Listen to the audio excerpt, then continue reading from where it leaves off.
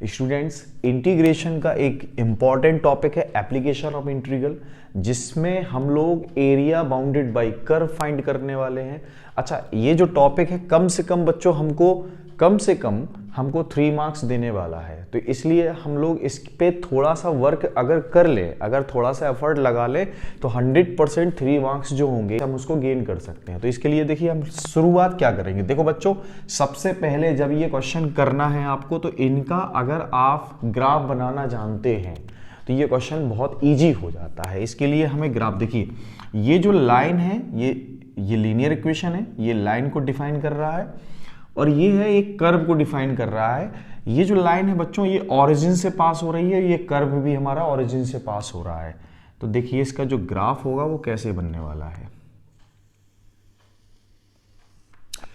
जब हमारा cubic equation होगा या क्यूबिक फंक्शन होगा, तो जो हमारा ग्राफ होगा बच्चों वो कुछ इस तरह से होगा, ये ओरिजिन से पास होगा, और ये जो लाइन है ये भी हमारी ओरिजिन से ही पास होगी, ये ओरिजिन से ही पास होगी। अच्छा, यहां अब क्या करना होगा, देखो बच्चों, हमें सबसे पहले इस क्वेश्चन में ये दोनों कर्व एक दूसरे को कहां कट कर रहे हैं ये फाइंड करना होगा। ये दोनों कर्व एक दूसरे को कहां कट कर रहे हैं, क्योंकि हमको एरिया चाहिए क्या है, find the area bounded by the curve this and this. तो इनके बीच का एरिया चाहिए हमको, इनके बीच का एरिया चाहिए हमको, ठीक है, लाइन और इस कर्व के बीच का। अच्छा, जब हम एप्लीकेशन ऑफ इंटीग्रल का यूज करते हैं तो जो हमें एरिया मिलता है वो मिलता कौन सा एरिया, ध्यान से देखो। जो एरिया हमारा, देखो ये हमारी लाइन है, तो इस लाइन के जो अंडर एरिया आएगा, इस लाइन के अंडर जो एरिया आएगा, देखो या तो ये एरिया एक्स एक्सिस के अंडर होगा, यस और नो, या फिर ये एरिया वाई एक्सिस के अंडर होगा। ये एरिया हमारा या तो एक्स एक्सिस के अंडर आएगा या हमारा वाई एक्सिस के अंडर आएगा। अब बात ये आती है कि हम लोग जो एरिया निकालने वाले हैं वो एक्स एक्सिस के अंडर निकालने वाले हैं कि वाई एक्सिस के अंडर निकालने वाले। तो इसको देखें आप जरा ध्यान से, देखें अगर हम इस एरिया को फाइंड करना चाह रहे हैं तो ये एरिया जो है, देखो अगर बच्चों हम यहां से लेके यहां तक का एरिया फाइंड कर लेते हैं, ये एरिया ये वाला, तो ये एरिया जो है एक्स एक्सिस के और इस लाइन के अंडर आ रहा है, ठीक है। इन दोनों ने इस एरिया को कवर कर रखा है। साथ ही अगर हम ये वाला एरिया निकाल लेते हैं, ये एरिया, तो ये एरिया जो होगा बच्चों इस कर्व के अंडर और एक्स एक्सिस के अंडर आ रहा है। देखिए ये जो एरिया है इस कर्व के अंडर और एक्स एक्सिस के अंडर आ रहा है, देखो ये है, ठीक है। अगर हम क्या करें, इस टोटल एरिया से ये एरिया सबट्रैक्ट कर दें, तो हमको ये बच्चों जो हमारा रिक्वायर्ड एरिया है ये हमें मिल जाएगा, ये रिक्वायर्ड एरिया हमको मिल जाएगा, ठीक है। अच्छा, ये रिक्वायर्ड एरिया निकालने का, अब देखो ध्यान से, इसको थोड़ा इरेज कर दे रहा हूं। अब देखो रिक्वायर्ड एरिया जो है बच्चों हमारा वो 0 से शुरू हो रहा है, ठीक है, यहां से शुरू हो रहा है ओरिजिन से, और ये एरिया जो है वो यहां तक हमें एरिया मिल रहा है, मतलब ए से लेके इस पॉइंट तक हमें एरिया मिल रहा। अब ये पॉइंट अगर हमें पता चल जाएगा तो इसकी लिमिट मालूम चल जाएगी। तो लिमिट कैसे निकालेंगे, ध्यान से देखो बच्चों, हमें ये देखना है ये दोनों कर्व एक दूसरे को इंटरसेक्ट कहां कर रहे हैं, इस पॉइंट पे कट कर रहे हैं। तो इंटरसेक्ट करने का मतलब एक सॉल्यूशन है एक्स और वाई, जो कि ये जो पॉइंट होगा एक्स और वाई की वैल्यू को रिप्रेजेंट करेगा। तो अगर मैं यहां से वाई की वैल्यू एक्स इसमें पुट कर दे रहा हूं,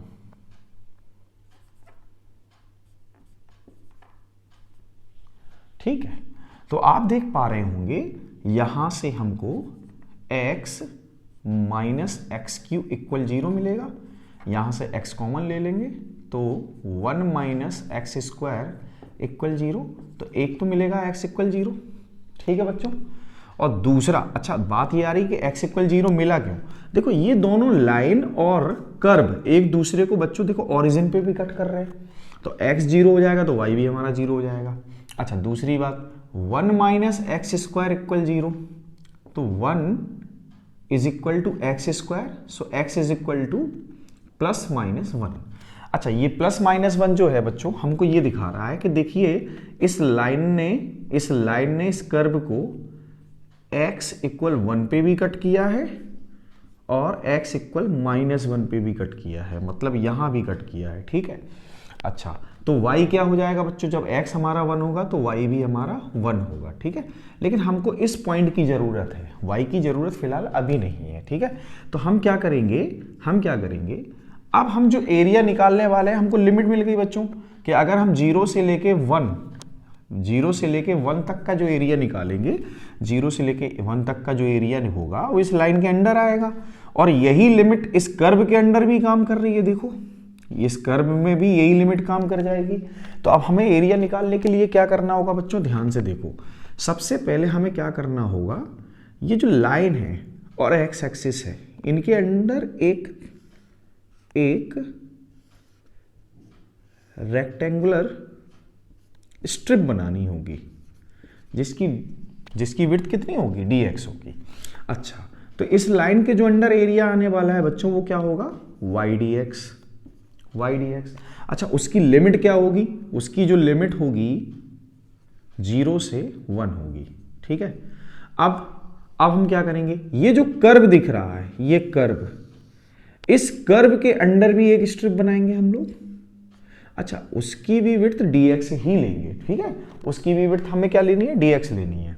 अच्छा, इसके अंडर जो एरिया आएगा वो भी हमारा क्या होगा, y dx। अच्छा देखिए जरा, ये जो हमें करना क्या होता है, जब दो कर्व के बीच का एरिया निकालना होता है, तो जो ऊपर वाला कर्व होता है उस कर्व से जो नीचे वाला कर्व होता है उस कर्व के एरिया को सब्ट्रैक्ट कर देते हैं। ठीक है, या हम ये कहें कि ऊपर वाले फंक्शन के इंटीग्रेशन से नीचे वाले फंक्शन के इंटीग्रेशन को सब्ट्रैक्ट कर देते हैं, और लिमिट हम इनकी अप्लाई कर देते हैं। जैसे इसकी भी लिमिट, इस कर्व की भी लिमिट क्या है, 0 से 1 ही है बच्चों, 0 से 1 ही है। तो अगर हम ये सब्ट्रैक्ट करेंगे तो हमें ये रिक्वायर्ड एरिया मिल जाएगा। ठीक है, तो हमें रिक्वायर्ड एरिया मिल जाएगा।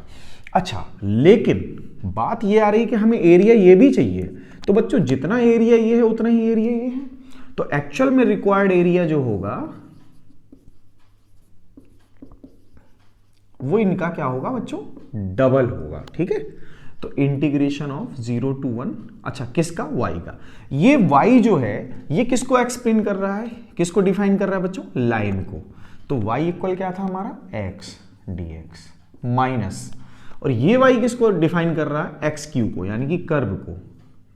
तो ये हो जाएगा हमारा एक्स क्यू dx। ठीक है बच्चों, अच्छा ध्यान से देखने वाली बात ये है कि ये जो आने वाला एरिया है वो देखिए, यहां जो होगा एक्स स्क्वायर अपॉन 2, और जो लिमिट होगी बच्चों वो क्या होगी, 0 से 1 माइनस, यहां जो लिमिट लगने वाली है, सॉरी इंटीग्रेशन होने वाला है वो हो जाएगा एक्स पावर 4 अपॉन 4, 0 to 1। ठीक है, अब इस लिमिट हम इसको सॉल्व कर लेते हैं। तो लिमिट कैसे सॉल्व करेंगे, देखो बच्चों ये जो लोअर लिमिट है इसकी 0 है, इसकी भी लोअर लिमिट क्या है, 0 है। अगर हम इसको अप्लाई करेंगे तो हमें मिलेगा 0, तो हम लोअर लिमिट को यहाँ पे अप्लाई नहीं करते हैं, डायरेक्ट उसको 0 मान लेते हैं। तो यहाँ पे हमें क्या मिलने वाला है, ध्यान से देखो, यहाँ मिलने वाला है 1 स्क्वायर अपॉन 2। अच्छा, ये जो माइनस है वो उसको दिखाएगा, तो 1 पावर 4 अपॉन 4। ठीक है, तो यहां आएगा 1/2 माइनस 1/4, साथ ही इसका ये जो 2 था इसके साथ मल्टीप्लाई कर देते हैं। अच्छा, 1/2 माइनस 1/4 क्या होता है, 1/4 multiply 2 is equal to 1/2 unit square. बच्चों हमारा एरिया जो इन कर्व के अंडर आ रहा था वो हमें मिल गया। तो बच्चों आशा है कि ये जो आपको सॉल्यूशन है अच्छे से समझ में आ गया होगा। अगर बच्चों समझ में आया है तो वीडियो को लाइक जरूर करें, कमेंट कर ये सुझाव जरूर दें कि आपको ये वीडियो पसंद आया या नहीं आया। थैंक यू बच्चों।